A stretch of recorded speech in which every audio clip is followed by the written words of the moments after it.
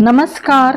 स्त्रियांना अतिशय महत्त्वाच्या किचन टिप्स व्हिडिओ शेवटपर्यंत बघा आणि व्हिडिओला प्लीज एक लाईक द्याल. नंबर 1, शेवभाजी बनवताना मॅगी मसाला वापरा.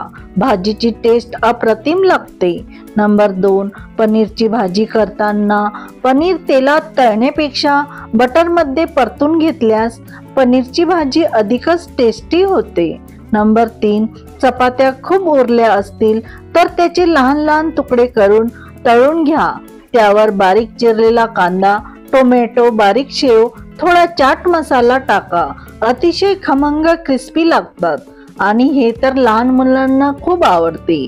नंबर 4, मिरचीचा खरडा केल्यानंतर काही वेळाने तो काळा पडतो तर त्यावर लिंबू पिळा. यामुळे खरड्याचा रंग हिरवाच राहतो.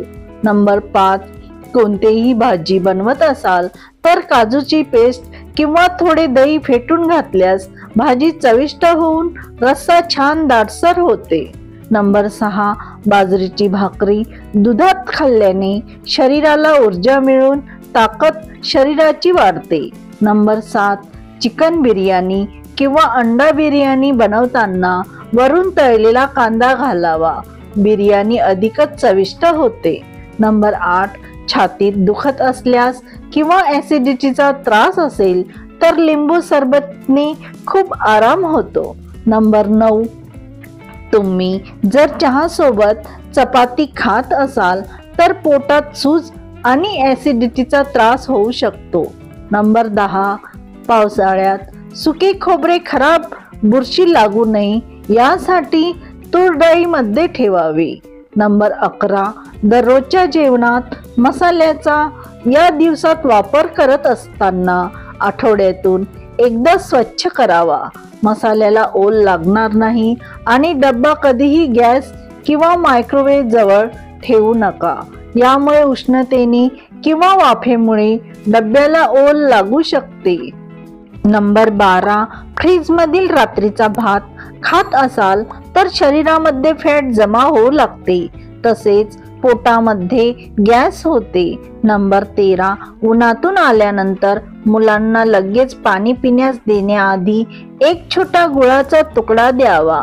नंबर 14, या दिवसात सर्दी खोकला झाला असल्यास काळी मिरी, लवंग, आलं, ज्येष्ठ मध हे सर्व पाण्यात उकळून काढा तयार करावा आणि सेवन करा. सर्दी खोकला बरा होतो. नंबर 15, पुरुषांनी दाढी करताना प्रथम कोरफडीचा गर लावल्यास चेहरा काळवटत नाही आणि उलट डाग जाऊन चेहरा उजळतो. नंबर 16, चिवडा किंवा भेळसाठी कांद्याचे बारीक स्लाइस हवे असतील तर वेफरच्या किसणीने किसावे. पाहिजे तशा स्लाइस आपल्याला भेटतील. नंबर 17, या दिवसात पाय दुखत असल्यास खजूर दुधात मिक्स करून सेवन करावे. नंबर 18, आंघोळीच्या पाण्यात तुरटी फिरवल्यास शरीरातील घामाचा वास येत नाही. नंबर 19, पावसाळी दिवसात सारख्याच शिंका येत असतील तर हिंगाचा वास घ्यावा. नंबर 20, मनुक्याचे दररोज रिकाम्या पोटी पाणी पिल्यास तर ते शरीरातील रक्त शुद्ध करते, त्वचा चमकदार होते, तसेच चेहऱ्यावरील सर्व पिंपल्स हळूहळू नाहीसे होतात. नंबर 21, दातांना कीड लागू नये यासाठी कडुलिंबाच्या काडीने दात घासावेत. नंबर 22, पावसाळ्यात दमट वातावरणामुळे चांदीचे दागिने सुद्धा काळे पडतात. त्यासाठी टिश्यू पेपर किंवा एखाद्या प्लॅस्टिकच्या पिशवीत चांदीचे दागिने ठेवावेत. नंबर 23, भाजलेल्या त्वचेवर कोरफडीचा गर लावा.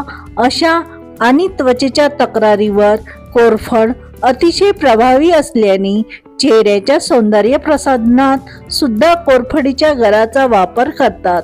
नंबर 24, पावसाळ्यात दरवाजा फुगल्यास किंवा जाम झाल्यास दरवाजाला आंघोळीचा साबण घासावा.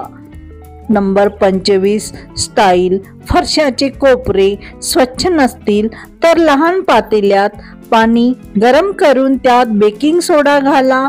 थोडीशी डिटर्जंट पावडर टाकून कोपरे स्वच्छ करावेत. यामुळे टाइल्स फरशी चमकतील. संपूर्ण व्हिडिओ पाहण्यासाठी मनापासून खूप खूप आभार. व्हिडिओतील टिप्स माहिती आवडल्यास प्लीज व्हिडिओला लाईक करा. तसेच चॅनलवरती नवीन असल्यास मीनाताई किचन या चॅनलला नक्कीच सबस्क्राईब करा.